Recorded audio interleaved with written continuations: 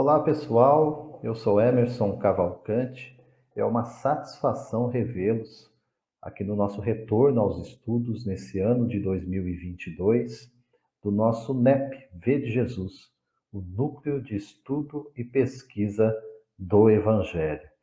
Nós que já temos estudado o Novo Testamento segundo o Espiritismo, essa é a nossa intenção, desdobrar em sessões de estudo, passando desde os evangelhos de narrativas semelhantes, chamados evangelhos sinóticos, ao livro de Atos dos Apóstolos, as cartas de Paulo, as cartas universais dos demais apóstolos, escritos de João, e um estudo correlacionando o Antigo Testamento com o Novo, apontando a presença do Novo Testamento, especialmente a presença do Cristo pré-existente antes da sua encarnação dentro do Antigo Testamento. E tudo isso nós encontramos nesses estudos.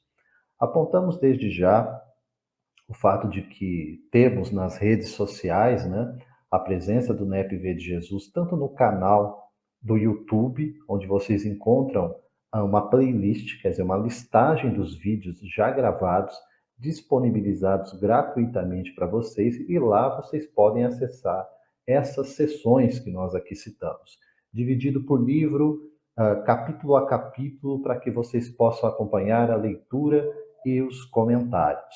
Da mesma forma, no Facebook, né, na plataforma do Facebook, vocês podem também acompanhar as postagens que fazemos por lá, inclusive com outras atividades do NEP, participando então nessa divulgação da doutrina espírita. O foco aqui é de fato na mensagem de Jesus, no Evangelho, a partir da leitura do Novo Testamento, aplicando os princípios da doutrina espírita. Novidades para esse ano de 2022, estamos retomando aqui no mês de fevereiro. Esse vídeo ele é gravado, assim como serão gravados outros vídeos para o desdobramento deste estudo sequencial. Essa série expositiva no mês de fevereiro vai ter por foco o livro de Atos dos Apóstolos, especialmente o capítulo 3. Atos 3, nós vamos desdobrar ao longo deste mês de fevereiro, aqui nos nossos estudos do NEP V de Jesus. E assim faremos nos demais meses, tendo sempre em foco um dos livros do Novo Testamento, ou aplicações dele a partir de outros estudos que venhamos a fazer, especialmente quando tratarmos sobre o Antigo Testamento também.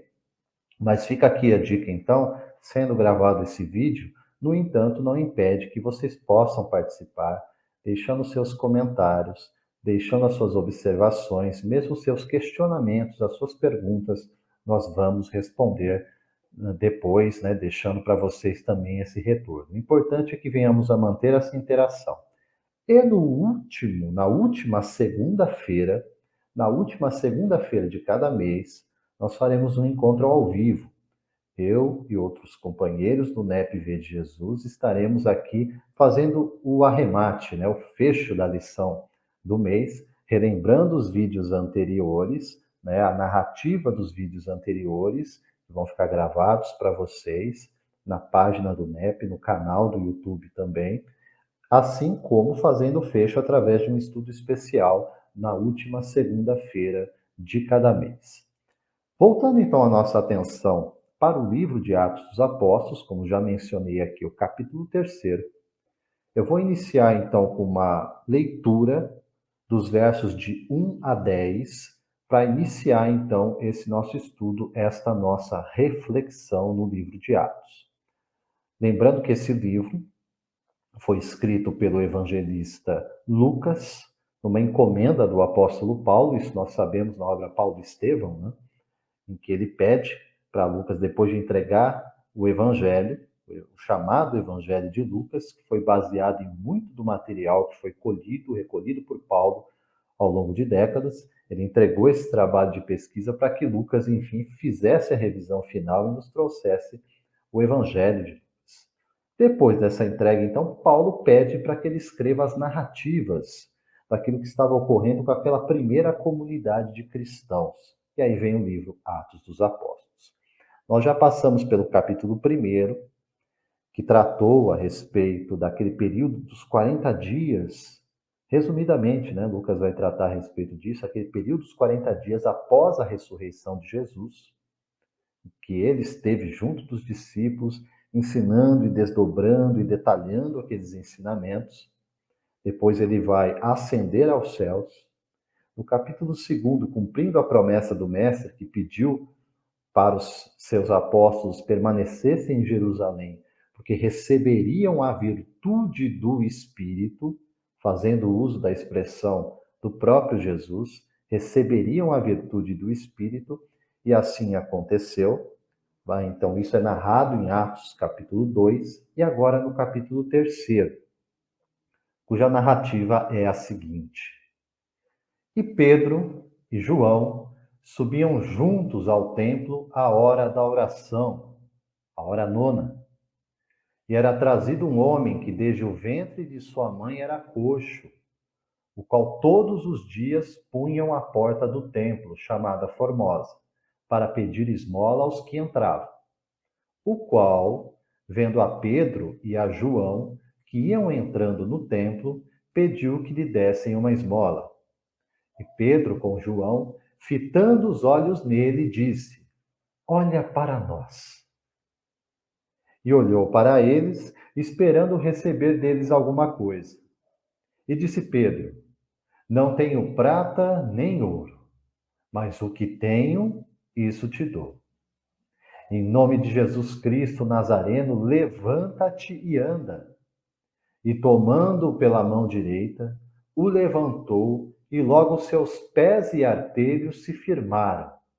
E saltando ele, pôs-se em pé, e andou, e entrou com eles no templo, andando e saltando e louvando a Deus. E todo o povo viu andar e louvar a Deus. E conheciam-no, pois era ele o que se assentava a pedir esmola à porta formosa do templo. E ficaram cheios de pasmo e assombro pelo que lhe acontecera. Repetindo, Atos dos Apóstolos, capítulo 3, versos de 1 a 10. Chama a atenção aqui no texto, observando alguns pontos, né, revisando essa narrativa de Lucas, especialmente quando tratamos aqui da questão de que é a primeira situação após o evento de Pentecostes, após essa movimentação dos discípulos para tornar pública a fé cristã, em que Pedro e João, esses dois discípulos diretos de Jesus, vão ao templo em Jerusalém. A narrativa aqui trata a respeito da hora nona. A contagem do tempo entre os hebreus é diferente da nossa. Eles usam um calendário lunar e o dia para eles começa às 6 horas da manhã e se estende, finaliza às 18 horas da tarde. Contando, portanto, aqui para chegar na hora nona, a gente tem que partir das 6 horas da manhã. Então, contando 9, nós vamos chegar às 3 horas da tarde, ou às 15 horas. Então, foi por volta das 15 horas da tarde que Pedro e João se dirigiram ao templo de Jerusalém para orar. E encontraram lá um homem que desde o ventre da sua mãe era coxo. Tinha, portanto, um defeito congênito nas suas articulações. E todos os dias colocavam esse homem na frente da porta do templo de Jerusalém, porta essa que era chamada Formosa. E lá ele ficava pedindo esmola, buscando então a sua subsistência através dessas contribuições ali, assentado na porta Formosa. E aí ele vê chegando esses dois discípulos de Jesus, Pedro e João. Eles iam entrando no templo e o homem lá se encontrava. O homem coxo, então, pede esmola a Pedro e a João. Pedro toma, então, a iniciativa de falar com o homem coxo, fita os olhos nele, fixa o olhar sobre ele e diz: Olha para nós. Busca essa reciprocidade. Pedro e João olham para o homem coxo e Pedro pede para que ele fixe o olhar neles. Diz ainda Lucas: Olhou para eles, o homem coxo, esperando receber deles alguma coisa. A expectativa do homem coxo ainda era receber a esmola. Era isso que ele desejava. Pedro, no entanto, diz: Não tenho prata nem ouro. Fazendo menção à moeda da época, o denário, Pedro diz: Isto eu não tenho. Mas o que eu tenho, o que realmente eu tenho, isso te dou. E diz então: Em nome de Jesus Cristo, o Nazareno, levanta-te e anda. Não há um elo de tempo aqui, amigos e amigas. Não há um momento que diz que tenha passado para que o homem reagisse àquela voz de comando, àquela ordenança de Pedro. Simplesmente, o que é narrado por Lucas é que Pedro, tomando pela mão direita o homem coxo, o levantou. E logo seus pés, os seus artelhos se firmaram. E diz que o homem coxo, saltando, pôs-se de pé, andou, entrou com eles no templo, andando, saltando e louvando a Deus. Aparece então na cena, sobre a expressão e todo o povo, deixando claro que haviam várias pessoas ao redor, acompanhando aquela situação. Diz que todo o povo viu o homem coxo, aquele que era coxo desde nascença, andar e louvar a Deus. E diz que o conheciam, confirmando a narrativa inicial, pois era aquele que se assentava a pedir esmola à porta formosa todo dia, à porta do templo de Jerusalém. E ficaram eles então cheios de pasmo, surpresa, espanto, assombro pelo que lhe acontecera. As aplicações que podemos fazer, mencionando esse texto de Atos dos Apóstolos aqui, mais uma vez repetimos, aqueles que queiram acompanhar, capítulo 3 de Atos dos Apóstolos, versos de 1 a 10. Ressalta 3 momentos aqui na aplicação que podemos e devemos fazer para a atualidade dos nossos dias. Olhando aqui para o século XXI, olhando aqui para a nossa geração. Nós percebemos que do verso de 1 a 3, há uma situação conflituosa, de prova, de aflição, de dificuldade, que fala sobre um homem que desde o ventre de sua mãe trazia uma limitação. Era uma limitação física, mas que o impedia de trabalhar com a liberdade e com a dignidade necessária para suprir as suas carências materiais. E diz então que esse homem era trazido por outras pessoas, colocado na porta do templo, e lá ele ficara a pedir esmola. Essa situação conflituosa. Imagine eu, você, cada um de nós, posto nesta condição. Sem dúvida, uma situação conflituosa, provacional, talvez expiatória, complicada. Chegando Pedro e João, discípulos de Jesus, a partir aí dos versos 4 e 5, nós temos então uma situação em que o auxílio visita o homem coxo. Ele sai da situação de conflito, situação provacional, para receber uma assistência. E essa assistência vem através, inicialmente, da fala de Pedro para ele: olha para nós.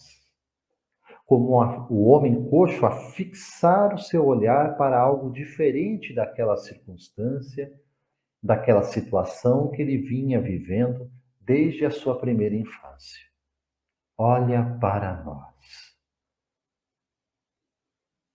O homem então olha para eles, mas ainda aguardando, ainda esperando ainda se mantendo nos seus propósitos anteriores de aguardar apenas e tão somente a assistência de ordem material, que por mais necessária que fosse, certamente era, para aquele homem, que encontrava em tais limitações físicas, não residia ali o problema central da sua existência. Olha para nós. Ele olha esperando receber a esmola. E Pedro lhe diz: prata e ouro não tem. Com que meio já desiludir o homem coxo, falando: o que você espera, você não vai receber de nós. Mas o que eu tenho, o que legitimamente, realmente é meu, eu o recebi. E não o recebi, isso está implícito na fala de Pedro, para aqueles que conhecem as narrativas do Evangelho, não o recebeu sem lágrimas, sem dificuldades, sem busca. Porque esse mesmo Pedro que nós vemos aqui na narrativa de Atos é aquele que teve grandes dificuldades para entender a mensagem de Jesus. Foi aquele que, por diversas vezes, de forma truculenta, até mesmo violenta, tentava resolver os conflitos. Aquele que negou sistematicamente por 3 vezes o Mestre. Mas o texto dos evangelhos diz que esse mesmo Pedro chorou amargamente.